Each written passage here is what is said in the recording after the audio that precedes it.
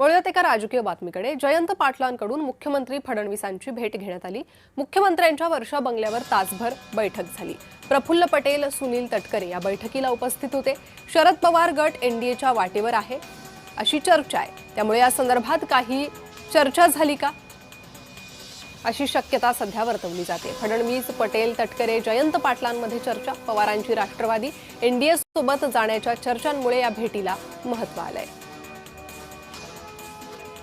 अधिक माहिती या संदर्भात घेणार आहोत। आमच्या प्रतिनिधी भाग्यश्री प्रधान सध्या आपल्या सोबत जोडले गेले आहे। भाग्यश्री, काय सध्या राजकीय घडामोडी घडतायत राष्ट्रवादीत?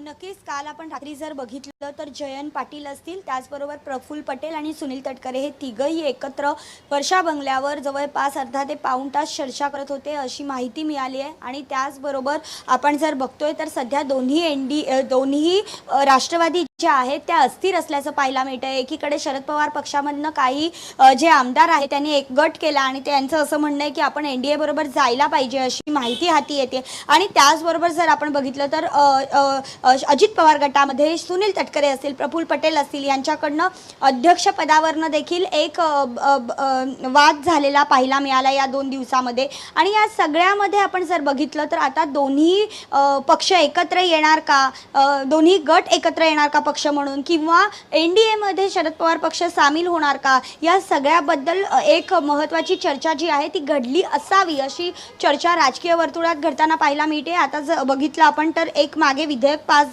करण्यात अपयश आलेलं होतं सरकारला, त्यानंतर खासदार फोडाफोडीचं केंद्रामधनं एक प्रकरण देखील समोर आलं। आपण बघितलं की ठाकरे गटाचे खासदार त्यासाठी फोडण्यात आले होते। आणि आता जर आपण बघतोय तर एनडीए मध्ये सामील होण्यासाठी शरद पवार पक्ष देखील त्यासाठी एक कुठेतरी पॉझिटिव्ह असल्याचं पाहायला मिळतंय। आणि त्याचबरोबर हे जे विधेयक आहे हे पुनर्रचनेचं विधेयक पुन्हा एकदा समंत व्हावं यासाठी देखील केंद्रातनं प्रयत्न सुरू आहेत। तर त्यासाठी आता एनडीए मधनं शरद पवार पक्ष पाठिंबा देणार का, हे सगळं बघणं आता महत्त्वाचं ठरणार आहे कुठे। त्यामुळे भाग्यश्री, काय राष्ट्रवादीत पुढे होतंय ते जाणून घेणं अत्यंत महत्त्वाचं असणार आहे। धन्यवाद तुम्ही दिलेल्या सविस्तर माहितीसाठी।